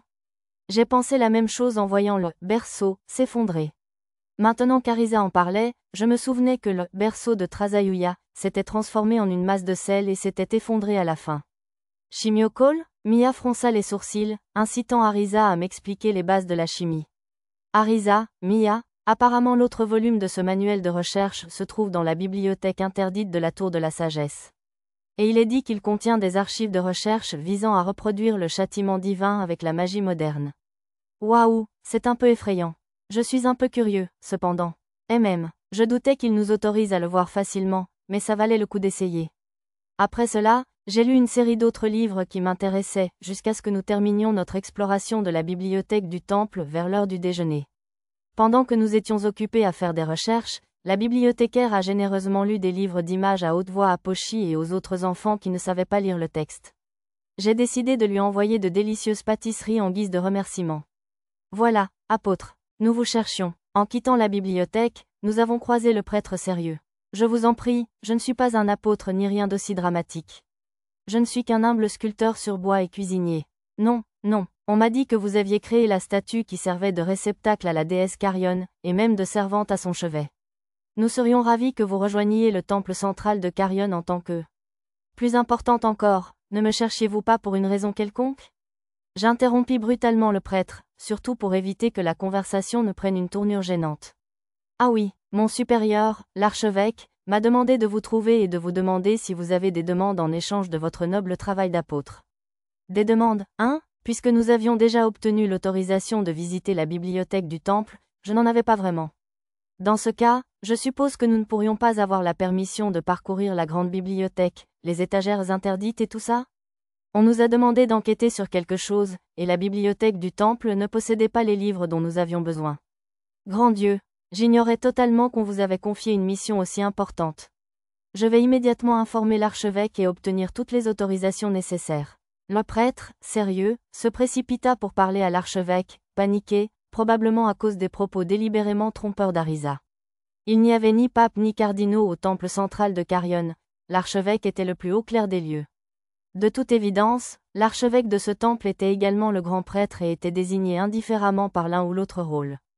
Plutôt que de rester plantés dans le couloir, nous décidâmes d'aller déjeuner à la même cafétéria que la veille. Waouh, la table et la chaise sont exposées comme des reliques. Oui, Arisa, l'argenterie utilisée par la déesse est également exposée, je le déclare. Des cordes entouraient la table où Carrion avait mangé pour en interdire l'accès. Des saints hommes et femmes étaient rassemblés autour, priant avec un air sérieux. Je ne vois pas les notables. Peut-être sont-ils dans l'autre salle à manger où la déesse mangeait au début? Non, on dirait qu'ils prient dans le sanctuaire où Carrion dort. J'ai communiqué à Arisa les informations de ma recherche sur la carte. Alors que nous hésitions entre manger à la cafétéria bondée ou aller manger quelque part, le prêtre sérieux est revenu, essoufflé. J'étais d'autant plus impressionné que je ne lui avais même pas dit où nous allions. Toutes mes excuses pour l'attente, apôtre. J'ai pu obtenir immédiatement l'autorisation d'accéder à la grande bibliothèque, mais je crains qu'un prêtre ordinaire comme moi ne puisse pas prétendre aux étagères interdites. L'archevêque va maintenant négocier avec le maître de la tour. Merci, et je vous prie de remercier également l'archevêque. J'ai essayé d'imiter la politesse des prêtres de la veille. Alors que nous terminions de déjeuner dans la salle à manger réservée aux prêtres de haut rang, le prêtre, sérieux, nous a annoncé que nous avions obtenu l'autorisation de visiter les rayons interdits. Nous avons donc décidé de nous y rendre immédiatement. Malheureusement, il n'a pas pu obtenir l'autorisation pour tout le groupe en même temps, alors j'ai emmené Arisa et Mia avec moi tandis que j'envoyais les autres faire une tournée gastronomique sous prétexte de chercher des ingrédients et des provisions. Êtes-vous sûr de vouloir porter l'habit de prêtre? Oui, je pense que l'habit d'évêque ou de pasteur gênerait la lecture des livres. Comme je visitais la tour de la sagesse en tant que apôtre de Carrion cette fois, je portais une robe de prêtre, tandis qu'Arisa et Mia revêtaient celle des prêtresses en formation. Arisa et moi avions déjà dévoilé nos visages, nous avons rabattu nos capuches. Le prêtre, d'un air sérieux, nous a conduits à travers les portes de la tour de la sagesse. Nous sommes entrés dans un bâtiment près de la base de la plus grande tour, où nous avons été accueillis par un hall d'entrée rempli d'érudits et d'étudiants échangeant leurs opinions avec ferveur. D'après des documents de l'époque de l'Empire Flux, le cercle magique gravé dans une baguette de feu doit être les pistolets magiques modernes et les canons magiques découverts à l'Alagi, le royaume de sorcellerie, présentent plusieurs différences majeures, notamment en termes de puissance magique. Je suis intimement convaincu que le recours à la nécromancie nous permettrait de défricher des territoires peuplés de monstres sans perte humaine. Pour utiliser efficacement les pierres à eau pour la production d'eau dans les régions désertiques, l'utilisation de Varek comme catalyseur est. Bien que ce soit un lieu de savoir et d'érudition, de nombreuses théories exploraient des possibilités d'utilisation militaire. Compte tenu de la menace réelle des monstres sur ce monde, la technologie militaire pour renforcer les défenses des villes était probablement plus pertinente que sur la Terre moderne. Regardez, il y a aussi des statues de sel rouge ici. Les mêmes statues que celles que nous avions vues dans le temple étaient exposées ça et là dans les salles. Oui, il s'agissait à l'origine de statues votives utilisées pour les procès de la déesse Carrion, mais aujourd'hui, les socles sont gravés des préfaces de thèses que les anciens et les sages jugeaient dignes d'être transmises aux générations futures. Je suis impressionné que vous en sachiez autant.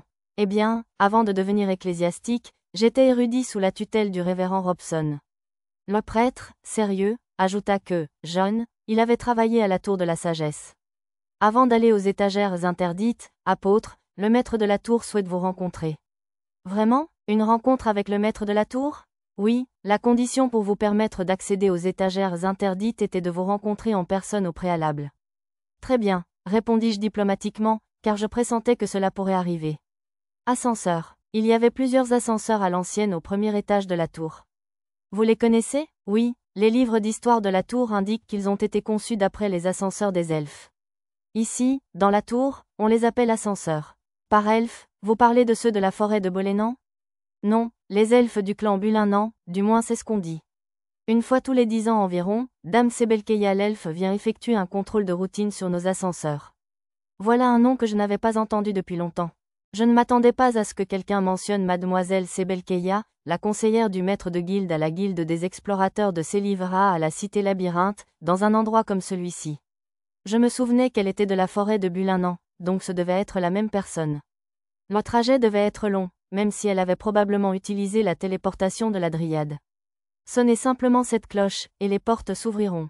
Le prêtre, sérieux, sonna avec fracas la sonnette analogique, et les portes de l'ascenseur s'ouvrirent. Ce n'était pas un appareil magique qui le détectait, il y avait juste une liftière à l'intérieur. En fait, c'était un homme, alors on pourrait dire qu'on l'appelait liftier? Cet ascenseur est réservé au dernier étage.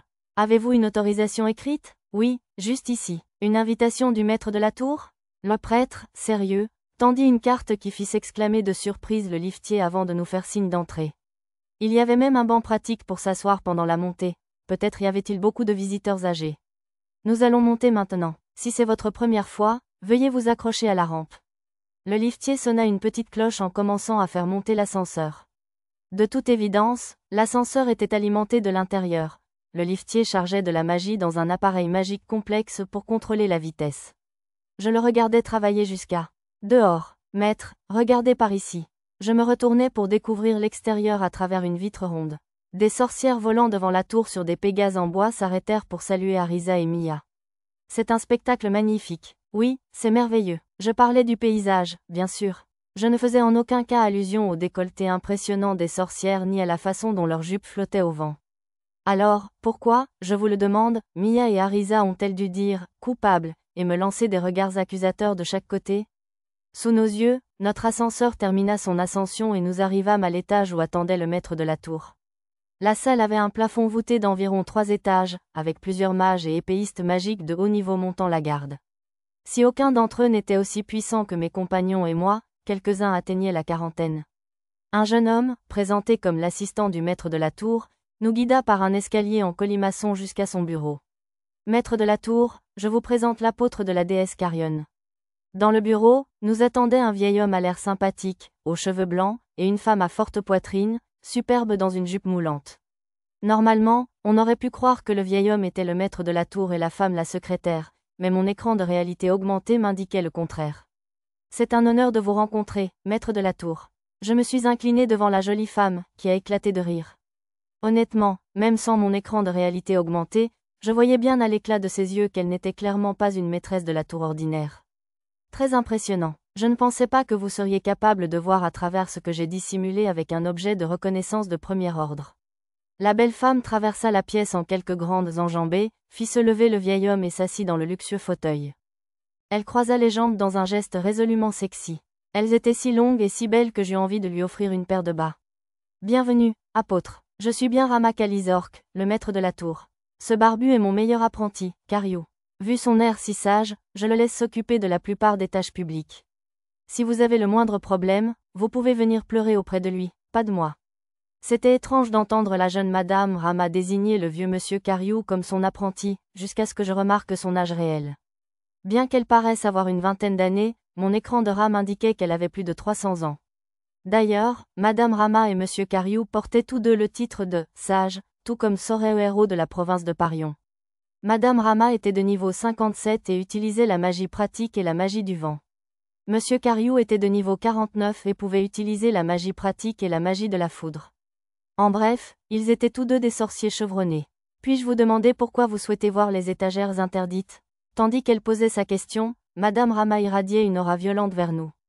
Je ne réagis pas le moins du monde, et grâce à l'équipement de résistance à la magie spirituelle qu'Arisa et Mia portaient encore pour affronter la déesse, elles ne semblèrent pas non plus perturbées. J'ai promis d'aider certaines personnes. Je vois. Alors, vous n'êtes pas aussi jeune que vous en avez l'air, toutes les trois. Madame Rama hocha la tête pensivement en entendant ma réponse, ainsi que mon air impassible. Vous avez l'œil vif, répondis-je. Il était vrai que nous n'étions pas aussi jeunes que nous le laissions paraître, après tout. J'entendis un bruit sourd derrière moi et me retournai pour constater que le prêtre, sérieux, s'était évanoui. Un serviteur avait entendu le bruit et était venu le soigner. En me retournant, je remarquai que monsieur Kariou était lui aussi pâle. Madame Rama devrait faire preuve de plus de respect envers les personnes âgées. Très bien, je vous accorde la permission. Mais il vous est interdit de divulguer au monde extérieur les informations obtenues ici. Traditionnellement, vous seriez lié par la magie des contrats, mais je ne suis pas assez prétentieux pour croire pouvoir lier un apôtre de Dieu. Si vous jurez sur votre Dieu de respecter les règles, alors je vous crois sur parole. Je jure aussi. Qui est mon Dieu, exactement? Je ne suis pas vraiment religieux, donc je n'ai pas de Dieu particulier sur lequel prêter serment. Et vous, jurez-vous par la déesse Carrion? Oui, je jure. Ah oui, mon histoire, c'est que je suis un apôtre de Carrion. D'accord, Cariou, emmène-les dans les rayons interdits. Ne les laisse pas approcher des sorts de massacre, des recherches qui relèvent du tabou divin, ou quoi que ce soit du genre. Madame Rama donna un ordre à Cariou, mais la dernière partie fut murmurée si bas que même ma compétence, oui fine, la perça à peine. Bien que j'étais un peu intriguée par ces recherches sur le tabou divin, cela pourrait poser un sérieux problème si j'en apprenais l'existence et que Carrion l'apprenait. Je décidai de laisser passer à contre-cœur. Monsieur, rien, il y en a quelques-uns qui s'en rapprochent, mais pas tout à fait. Il y avait une multitude de documents fascinants, ainsi que des tonnes d'encyclopédies magiques, de grimoires rares, de manuels d'alchimie et autres ouvrages similaires qu'Arisa, Mia et moi espérions lire. Parmi les lectures incontournables figurait un livre sur les matériaux des monstres du continent occidental. Cependant, notre objectif principal, une méthode pour guérir les chimères était introuvable. Puis-je vous demander ce que vous cherchez? Nous recherchons des documents datant de l'époque de l'ancien royaume de l'Alaki. Y a-t-il quelque chose de similaire ici? J'ai pensé qu'il valait la peine de demander à Monsieur Cariou, même si ma recherche sur la carte indiquait déjà qu'il n'y avait rien de tel. Ah, ce serait dans la grande bibliothèque ou dans la collection personnelle du maître de la tour. Je crains que la plupart des documents relatifs à l'Alaki ne soient que des transcriptions d'inscriptions trouvées dans des ruines, avec très peu de preuves pour étayer leur théorie. Nous nous sommes rendus à la bibliothèque du maître de la tour et avons trouvé le livre que nous cherchions. C'est exactement ce que l'expert a dit. Ce que je voulais vraiment savoir, c'était la suite. Malheureusement, il n'y avait rien sur le sujet le plus important. Par mesure de sécurité, nous avons fouillé tous les trois dans les autres documents. Madame Rama et Monsieur Cariou se sont même intéressés à notre quête et ont partagé leurs connaissances. Mais même ainsi, nous n'avons toujours pas trouvé le moyen de retransformer les chimères en humains. Ce faisant, j'ai également découvert des recherches sur l'invocation d'un autre monde. Cependant, comme elles reposaient en grande partie sur des conjectures, je n'en ai pas tiré grand-chose. Il semblait que je devais encore enquêter moi-même sur les cercles d'invocation de héros de saga Empire si je voulais en savoir plus. Le soleil commençait à se coucher alors que nous étions plongés dans nos recherches, nous n'avons donc eu d'autre choix que de quitter la tour et de rejoindre le reste de notre groupe. Maître, mon œuf, mon œuf. Pochi accourut et s'accrocha à moi, les yeux pleins de larmes, si désemparée qu'elle en oublia même son habituel « monsieur ». Son œuf. En baissant les yeux, je vis que sa ceinture d'œufs avait disparu de sa taille. Un pickpocket l'a volé au marché. On a réussi à attraper le coupable, mais, alors qu'elle capturait le pickpocket, il jeta l'œuf par terre dans un moment de désespoir et le cassa, expliquèrent les filles. Où est le voleur maintenant? Maître, calmez-vous. Votre visage est effrayant. Arisa tendit la main et me caressa le front. On l'a déjà remis aux gardes. Apparemment, le coupable devrait payer une amende ou devenir esclave. Tama n'a pas pu protéger l'œuf. Même si je suis la grande sœur. Tama avait l'air navrée, elle aussi. J'appris plus tard qu'elle était absorbée par un beau livre d'images lorsque le voleur avait volé l'œuf de Pochi. Ne pleure pas, Pochi. Je vais t'en chercher un autre. Je ne veux pas d'un nouvel œuf, monsieur. Le monsieur œuf de Pochi a disparu, monsieur. Pochi pleura encore plus. Je suis désolée, Pochi. J'imagine que c'était un peu insensible de ma part. Nous sommes allés au parc, où j'ai laissé Pochi pleurer aussi longtemps qu'elle en avait besoin. Quand ses sanglots ont commencé à se transformer en reniflements, Lisa s'est agenouillée devant elle et lui a parlé doucement. Pochi, une vie perdue ne reviendra jamais. Pochi leva les yeux vers Lisa, les yeux rouges. Alors, que penses-tu pouvoir faire maintenant? Que peut faire Pochi, monsieur? Pochi pencha la tête. C'est vrai, tu ne peux rien faire d'autre pour l'œuf cassé que pleurer? Il n'y a pas autre chose? Une tombe, monsieur. Exactement. On va enterrer l'œuf et faire son deuil. Bonne idée, monsieur. Pochi va faire une tombe pour monsieur œuf, monsieur. Pochi frotta ses yeux gonflés de larmes et se leva. Nous avons creusé un trou au pied d'un grand arbre dans un coin du parc et avons délicatement enterré l'œuf qu'Arisa avait récupéré. Au revoir, monsieur. Chacun de nous a répandu une poignée de terre sur l'œuf, puis a déposé une petite pierre tombale sur laquelle était écrit « Ici repose monsieur œuf ». Nous avons observé un moment de silence autour de la pierre tombale, et j'y ai déposé des fleurs et un bâton d'encens à la demande d'Arisa. Jeune maître, que faites-vous dans un endroit pareil? C'était Pipine, l'ancien voleur fantôme qui travaillait comme agent de renseignement pour la compagnie Eshigoya. Ça fait un bail, Pipine. Qu'est-ce qui vous amène à Kalizork? Juste une petite course. Derrière lui se tenait une jolie jeune fille aux cheveux roux, vêtue d'une robe noire. Mon écran de RAM a indiqué qu'elle s'appelait Serena, une élève de Sorehiro le Sage. Elle possédait la compétence unique hibernation de sécurité. Comme elle ne possédait aucune autre compétence typique d'une réincarnation, elle n'en était probablement pas une. Elle avait probablement reçu cette compétence d'une réincarnation lors de la cérémonie de transfert d'aptitude. Ici repose Monsieur œuf. J'expliquais la situation à Pippin, l'air perplexe. Je t'ai eu. Désolé de l'apprendre. Pippin tapota la tête de Pochi, puis marqua une pause. Dis donc, tu préfères élever celui-ci? Pippin sortit un œuf de sa boîte à objets et le tendit à Pochi. Non merci, monsieur. L'œuf de Pochi est parti à jamais, monsieur. Pochi repoussa l'œuf vers Pippin. Allez, ne sois pas comme ça. Ce petit œuf est perdu et seul. Il a été séparé de sa mère, vous voyez. Il n'a pas de mère, monsieur? Pochi leva les yeux vers Pippin. Oui, alors, tu peux t'en occuper jusqu'à ce qu'on retrouve la mère? Le regard de Pochi se posa de nouveau sur l'œuf. Oh, mon écran de réalité augmentée révéla sa véritable nature. Pippin, c'est réel? Oups, tu as vite compris, hein? Ouais, c'est un véritable œuf de dragon blanc, un vrai, sans aucun doute. Mais il y a des tas de merde qui le cherchent. Je vois, donc encore un autre groupe qui mijote quelque chose de mal. Attends, tu essaies de nous attirer des ennuis ou quoi? Arisa haussa les sourcils. Ce n'est pas notre intention. Attends, Serena, laisse-moi parler. Pippin fit signe à la fille de reculer lorsqu'elle commença à expliquer. Tu vois, je ne peux pas entrer dans les détails, mais des types malhonnêtes essaient d'utiliser des œufs de dragon pour leurs mauvaises actions. On va s'en occuper, on veut juste te demander de garder cet œuf en sécurité jusqu'à ce que la poussière retombe. Tu n'as pas besoin d'aide pour ça? Non, on s'en occupe. Si ça dégénère, j'irai pleurer auprès du seigneur Kuro. D'accord. N'hésitez pas à me contacter si vous avez besoin d'aide. Sur ce, j'ai donné à Pippin un aperçu de notre programme et des endroits que nous comptions visiter ensuite. De plus, il avait un appareil de communication d'urgence, ce qui lui permettait d'appeler Kuro à l'aide à tout moment. D'après Pippin, certains élèves du sage se déchaînaient, et il collaborait avec l'étudiante Serena pour les arrêter. Voilà pour la version courte. Alors, vous vous en occupez pour moi? Pippin se tourna vers Pochi, qui tenait toujours l'œuf. D'accord, monsieur. Pochi s'occupera de cet œuf, monsieur, répondit Pochi, se parlant autant à elle-même qu'à Pippin. Cette fois, je promets de protéger monsieur œuf quoi qu'il arrive, monsieur. Tama nous aidera aussi. Pochi serra le poing, et Tama fixa l'œuf avec détermination. Super, merci. Désolé pour le dérangement. Après cela, Pippin et Serena disparurent grâce à la téléportation à courte portée.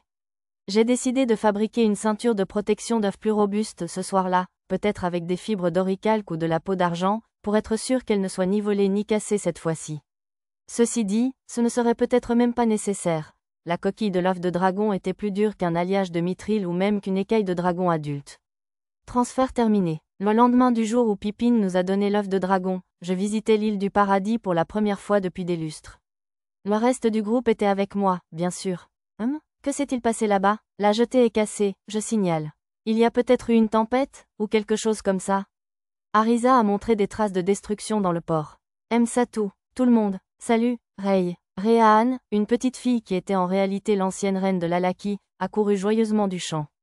Derrière elle, au loin, agitant frénétiquement la main, se trouvait sa sœur cadette Yuuneya, ainsi qu'un golem de transport.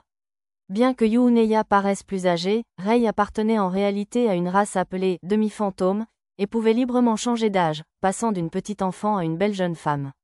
Vous portez-vous bien, larve? Je demande. Oui, bien sûr. Rei parut déconcerté lorsque Nana la souleva. Entrez, je vais nous faire du thé. Nous avons aussi de délicieux fruits secs. Nous entrâmes tous dans la maison sur l'injonction de Rei. Tiens, on t'a apporté des cadeaux. Une adorable peluche et un outil magique d'illumination? Oh, ma sœur, regarde, il se transforme. J'ai donné à Rei et Yuuneya les souvenirs que nous leur avions achetés, dont une lampe transformatrice de l'atelier Jopantel et une peluche du royaume des poupées, le Dolorque. Tiens, le port avait l'air terriblement dévasté. Il y avait une tempête? Demanda Arisa. Ah, ça, oui, on peut dire que c'était une tempête. C'est un kraken qui a fait ça. La tempête l'a emporté près de l'île. Pas vrai, ma sœur? Les elfes de la forêt de Bolénan avaient installé un sort de barrière appelé Océan Vagabond pour protéger l'île du paradis. Cependant, comme ce n'était pas un mur physique, le kraken a visiblement pu y entrer par erreur. Les larves étaient-elles blessées? Je m'informe. On va bien, mademoiselle Nana. Yuuneya et moi avons évacué vers l'île principale de l'Alaki. L'île flottante mystique de l'Alaki était engloutie sous cette île, ou plutôt, celle-ci se trouvait au sommet d'une montagne sur l'Alaki même. Heureusement que ta maison n'a pas été endommagée. Oui, je pense que le kraken n'a pas dû apprécier cet endroit, car il y a si peu de miasmes. Dès que la tempête s'est calmée, il est parti. C'était un coup de chance, au moins. Maître, j'insiste, nous devons renforcer la protection des larves. Vous avez peut-être raison. On devrait peut-être améliorer un peu notre équipement de défense. On va bien, vraiment. S'il arrive quelque chose, je protégerai ma grande sœur.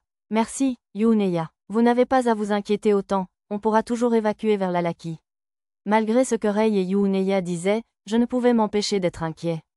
J'ai donc installé un appareil produisant des forteresses, comme celui de notre dirigeable, pour protéger leurs maisons et leurs champs, en le connectant au fourneau de pierre de l'arbre sacré qui alimentait la maison en électricité. Bon, on va le tester. Comme c'était un équipement de secours pour le dirigeable, l'appareil s'est activé sans problème. Waouh, incroyable. Oui, oui, les appareils magiques du maître sont les meilleurs au monde, monsieur. Quand Yuneya sautillait de joie, Tama et Pochi la rejoignirent immédiatement. Voyant la ceinture de bouger sous ses mouvements, Pochi s'arrêta net et la serra contre elle. Ça me rappelle la protection lumière céleste de l'Alaki. Ce n'est pas tout à fait pareil, non? En observant la forteresse créée par le test d'activation, Rei remarqua qu'elle était différente de la barrière protectrice qu'elle connaissait. On appelle ça une forteresse. Elle n'est pas aussi puissante que la protection lumière céleste, mais bien sûr, il serait théoriquement impossible de la miniaturiser. Oh, je vois. Rei pencha légèrement la tête, l'air de ne pas bien comprendre les détails. Cela vous protégera même si un kraken ou un démon s'infiltre. Merci, monsieur Sato. Merci, maître Sato. J'appris à Rei et Yuneya, reconnaissante, comment utiliser la forteresse et ce à quoi il fallait faire attention. Bien qu'elle ne nécessite quasiment aucun entretien, la forteresse consomme énormément de magie. Le déjeuner est prêt, tout le monde. Quand Lulu nous appela, nous retournâmes à la maison pour déguster des sushis nigiri et une soupe de palourde au bouillon clair. Votre cuisine est toujours aussi délicieuse, mademoiselle Lulu. Votre cuisine est excellente aussi, ma sœur. Merci, Yuneya. Les sœurs étaient plus proches que jamais. Au fait, monsieur Sato, êtes-vous venu nous rendre visite aujourd'hui? Ou bien est-ce une affaire qui vous a amené ici? Rei aborda le sujet en buvant du thé vert après le déjeuner. La plupart du temps, je m'y rends seul en route pour la forêt de Bolénan. En fait, expliquai-je que je voulais fouiller sous l'île paradisiaque de l'Alaki pour trouver des informations sur les chimères. Vous devriez alors vous rendre au noyau central de l'Alaki. Tout le savoir de l'Alaki y est stocké. Je descendis au noyau central avec Rei, où je pus me procurer un traitement potentiel contre les chimères. L'idée était d'extraire ce qu'on appelle le facteur humain, de le cultiver et de l'injecter dans les sujets, ce qui me semblait peu scientifique. Il aurait été plus logique qu'il soit question de cloner leur corps et de transférer leurs esprits d'une manière ou d'une autre. Malgré tout, le livre incluait un journal d'expérience complet relatant les théories magiques spécifiques et leurs résultats positifs, ce qui m'a convaincu de sa véracité. Malheureusement, ce serait impossible à mettre en œuvre avec l'équipement de l'Alaki. Cependant, j'ai réalisé que je pouvais y parvenir en modifiant les cuves de régulation elfique que nous utilisions pour ajuster Nana et les autres homoncules. Merci, Rei, cela va aider beaucoup de monde. Rei sourit joyeusement. Je suis contente d'avoir pu t'être utile. Tant qu'à y être, j'ai décidé de demander à Rei comment interagir au mieux avec les déesses, puisqu'elle en avait l'expérience en tant que descendante de la dynastie Lalaki. Gérer les déesses? Centrale, tu as quelque chose?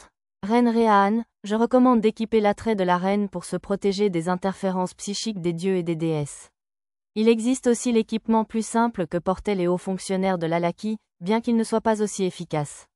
Le noyau central qualifiait les ordres divins de Carrion d'interférences psychiques. Je suppose que mon instinct de faire porter à mes amis un équipement anti-magie psychique était donc juste. Cela répond-il à votre question, monsieur Sato? Tout à fait, merci. Qu'est-ce qui a provoqué cela, au fait? J'expliquais la visite de la déesse Carrion à Rei, curieuse. Incroyable. Il existe peu de traces de déesses descendues dans le monde des mortels, même au cours de la longue histoire de l'ère Lalaki. Lorsque je lui demandais si elle souhaitait rencontrer Carrion, Rei déclina humblement, prétextant qu'elle n'en était pas digne.